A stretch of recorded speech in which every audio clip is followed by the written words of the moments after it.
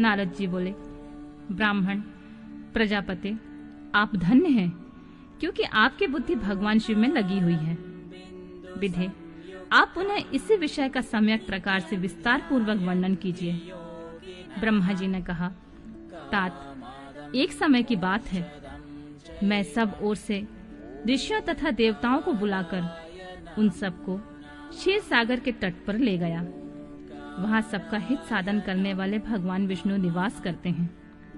वहां देवताओं के पूछने पर भगवान विष्णु ने सबके लिए शिव पूजन की एक श्रेष्ठता बतलाकर यह कहा कि एक मुहूर्त या एक क्षण भी जो शिव का पूजन नहीं किया जाता, वही हानि है, वही महान छिद्र है, वही अंधापन है, वही मूर्खता है।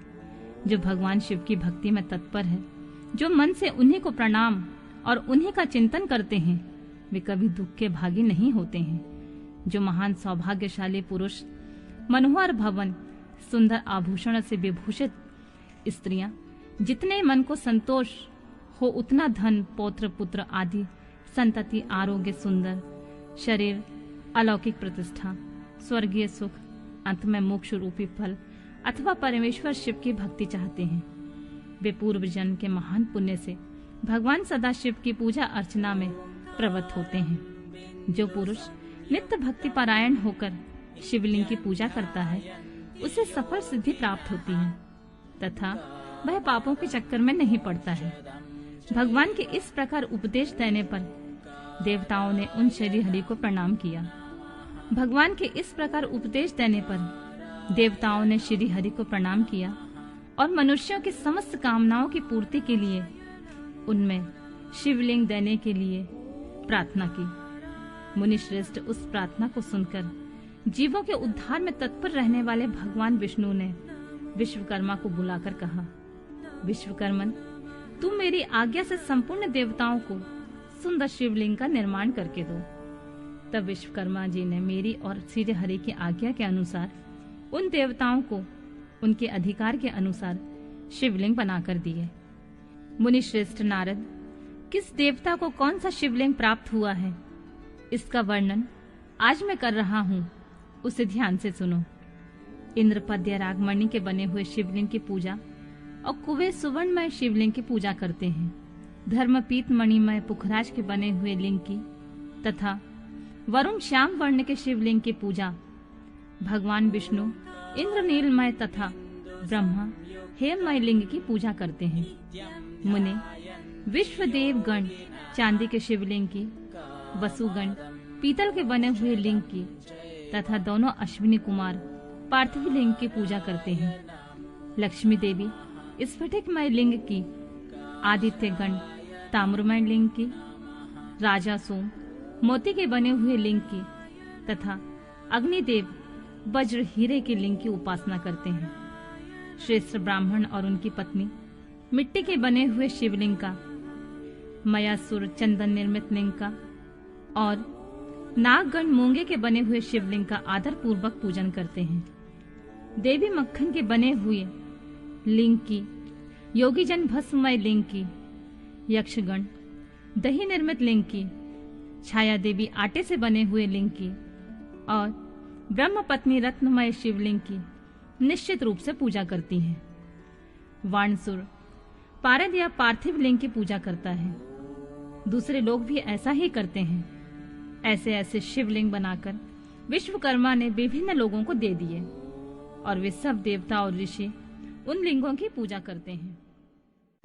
भगवान विष्णु ने इस तरह देवताओं को उनके हित की कामना से शिवलिंग देकर उनसे तथा मुझ ब्रह्मा से पिनाकमणि महादेव की पूजन की विधि भी बताई।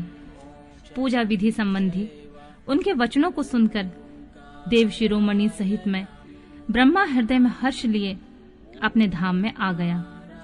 मुने, वहां आकर मैंने समस्त देवताओं और ऋषियों को शिव पूजा की उत्तम विधि बताई, जो संपूर्ण अभीष्ट वस्तुओं को देने वाली है।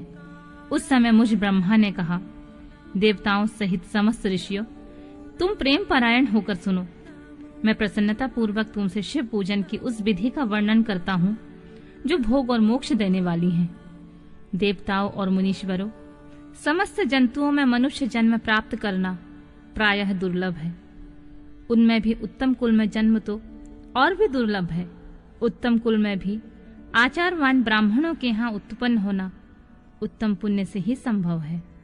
यदि वैसा जन्म सुलभ हो जाए तो भगवान शिव के संतोष के लिए उस उत्तम कर्म का अनुष्ठान करें जो अपने वर्ण और आश्रम के द्वारा शास्त्रों द्वारा प्रतिपादित है।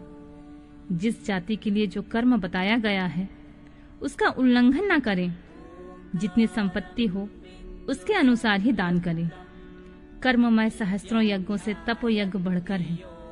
सहस्त्रों तप यज्ञ से जप यज्ञ का महत्व अधिक है। ध्यान यज्ञ से बढ़कर कोई वस्तु नहीं है। ध्यान ज्ञान का साधन है, क्योंकि योगी ध्यान के द्वारा अपने इष्ट देव समरस शिव का साक्षात्कार करता है।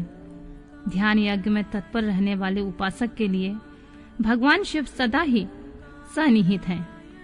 जो विज्ञान से संपन्न है उन पुरुषों की शुद्धि के लिए किसी प्रायश्चित आदि की आवश्यकता नहीं है। मनुष्य को जब तक ज्ञान की प्राप्ति न हो तब तक वह विश्वास दिलाने के लिए कर्म से ही भगवान शिव की आराधना करे।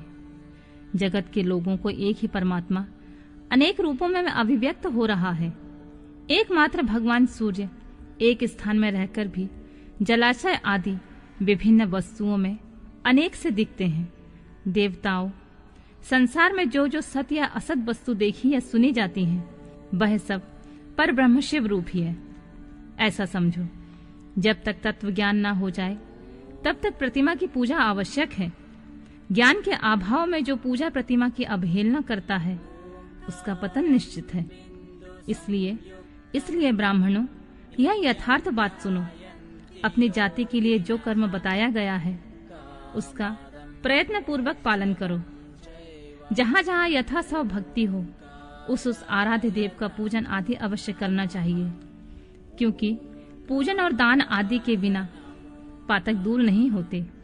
जैसे मैले कपड़े में रंग बहुत अच्छा नहीं चढ़ता है, किंतु जब उसे धोकर स्वच्छ कर लिया जाए तब उस पर सब रंग अच्छी तरह चढ़ते हैं। उसी प्रकार देवताओं को भली भांति पूजा से जब विविध शरीर पूर्णतः निर्मल हो जाता है तभी उसका ज्ञान का रंग चढ़ता है और तभी विज्ञान का प्राकट्य होता है। जब विज्ञान हो जाता है तो भेदभाव की निवृत्ति हो जाती है। भेद की संपूर्णतः निवृत्ति हो जाने पर द्वंद्व दुख दूर हो जाते हैं और द्वंद्व दुख से रहित पुरुष शिवमय हो जाता है। मनुष्य जब तक गृहस्थ आश्रम में रहे तब तक पांचों देवताओं की तथा उनमें श्रेष्ठ भगवान शंकर की प्रतिमा का उत्तम प्रेम के साथ पूजन करे, अथवा जो सबके एकमात्र मूल हैं, जो भगवान शिव की पूजा सबसे बढ़कर है, क्योंकि मूल के सींचे जाने पर शाखा स्थानीय संपूर्ण देवता स्वतः तृप्त हो जाते हैं। अतः जो संपूर्ण मनोवांछित फलों को पाना चाहता है वह अपने अभीष्ट सिद्धि के लिए समस्त प्राणियों के हित से तत्पर रहकर लोक कल्याणकारी भगवान शिव का पूजन करे।